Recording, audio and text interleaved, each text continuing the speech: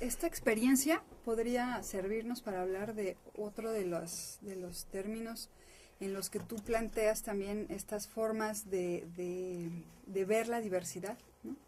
La diversidad en países como Perú, donde has estado, o en países como Colombia, como en México, como el mismo estado de Puebla, en donde estamos, es muy amplia, ¿no? Y pareciera que esto es un problema, sobre todo para los ministerios, en cómo atender la diversidad, ¿no?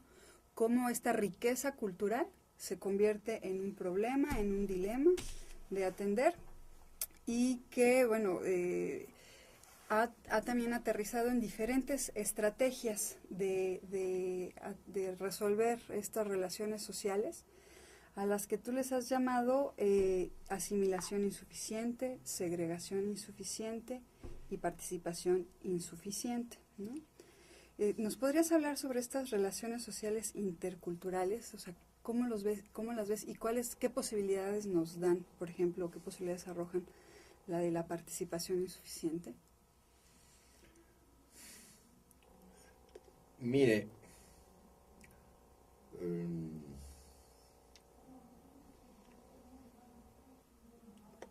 como dije, el inicio del proyecto de Niquitos era construir de abajo, desde el conocimiento de ¿no? hacia arriba, ¿no? Pero con un diseño de currículo genérico que permitía a cada maestro dar los contenidos específicos de su lugar. Es decir, nuestra propuesta de curricular es genérica. ¿Sí? Pero en cada pueblo indígena, en cada zona, en cada área, el maestro puede con eso pescar los contenidos propios del lugar. ¿Sí? Entonces no necesitas para cada pueblo un currículo, ¿no? Sino capacitar al maestro para que él sepa dar los contenidos locales a estos términos genéricos, ¿no? Y eso había expuesto en Oaxaca, en la UPN, una vez, y a esta conferencia asistieron 2 maestros de Chiapas, que habían formado un grupo de maestros comunitarios, cuando los zapatistas habían votado todos los maestros oficiales, elegidos habían sido por sus comuneros, y ellos asistieron a la conferencia y después vinieron, mire, maestro, le dije, lo que tú dices acá, eso queremos. Eso es lo que queremos. Y de ahí empecé a trabajar con los maestros chiapanecos, que evidentemente ya habían dado un paso de protesta y de rebeldía hacia la dominación. Y tenían otras motivaciones, ¿no? En el Perú los maestros, por la herencia del ILB, del evangelismo, de todo eso, los maestros intelectuales mayormente han sido amortiguados, dominados totalmente, sumisos. Y ahí encontré por primera vez indígenas que sí, se habían liberado de este yugo. Como dicen los misioneros del siglo XVII, XVIII, el suave yugo de Cristo. Entonces, ahí hicimos un trabajo realmente creativo con ellos. Y la prueba es que ellos han luego diseñado su propio currículo de primaria, inspirado por el modelo que habíamos. Eso es participación, ¿no? En el Perú la participación, yo digo, ahora que regreso a ciertas escuelas en la Amazonía peruana y encuentro alumnos míos, me dicen, mire maestro, mire, aquí el currículo que tú has elaborado con nosotros ya está todo arrugado, las páginas y todo, pero eso nos sirve más que lo que después han hecho, porque apela a su creatividad. El resto ya era otra vez recetas. El problema no eran los indígenas. Con los indígenas yo siempre logré comunicar y avanzar y avanzar. El problema son los intelectuales nacionales, los profesionales, los que están aferrados a su estatus, que no quieren reconocer que ellos mismos son parte de la dominación, ¿sí? Esos son los problemas. De aquí tenemos más suerte en México también, porque creo que el movimiento zapatista ha despertado también la conciencia de muchos profesionales, tanto pedagogos como antropólogos, que algo no está, que no habían tomado en cuenta, ¿no? Y serían como en esta visión asimilacionista. Bueno, en Perú ahora se habla de inclusión. Inclusión es la gran política. ¿Qué es inclusión? No es otra cosa que otra vez la asimilación. Se disfraza la misma cosa con otras palabras. Sí. La misma vez. Incluso la educación intercultural también, como Sí. política, ¿no? Sí, eso es puramente folclorización, es decir, mercantilización de la cultura, ¿no?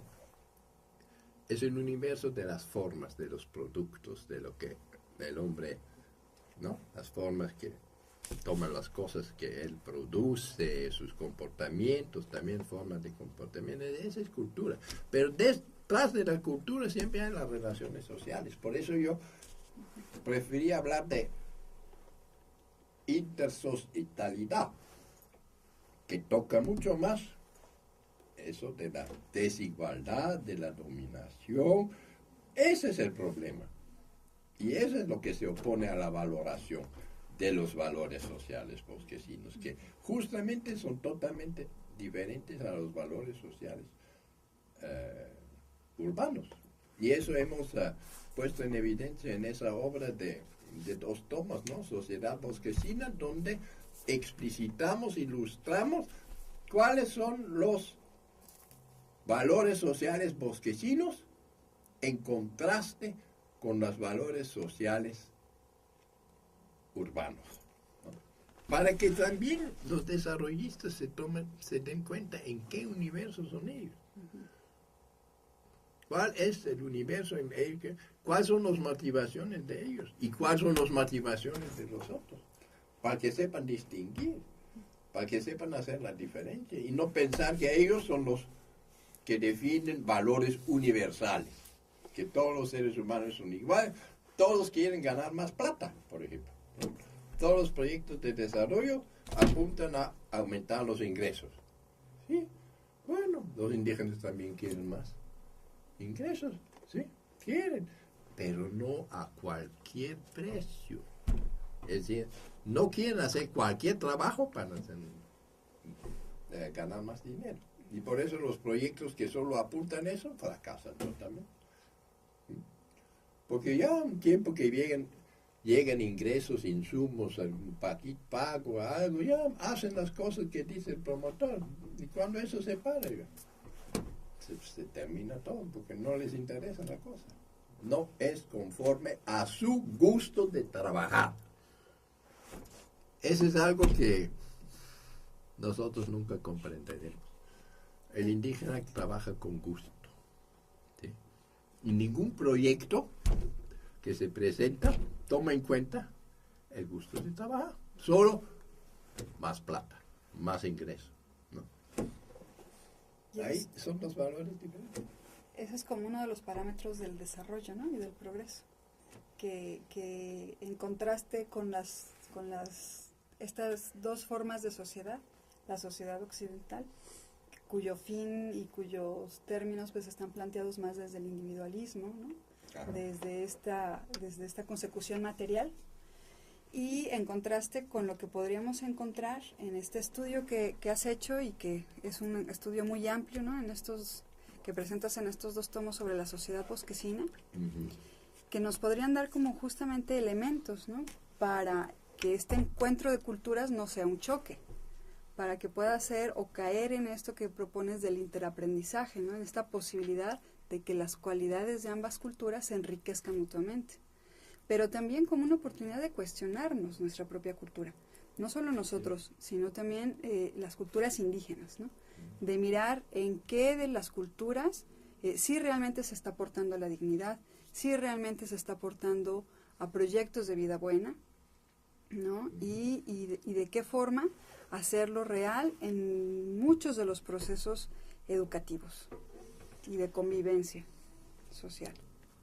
El problema es que todo ese modelo social bosquecino está en contraposición frente a la política oficial que quiere convertir a los bosquecinos en peones de las agroindustrias, de las mineras, de las petroleras, ocupar su territorio.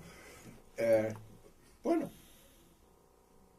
yo no sé si la educación mucho puede contribuir, pero más aquí es importante la resistencia política.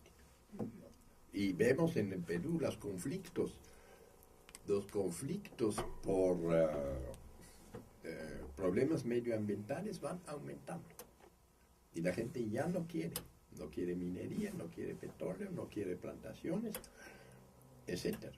Es decir, hay realmente dos mundos que se oponen y eso en nuestro país, en el Perú, ya desemboca muchas veces en situaciones de violencia.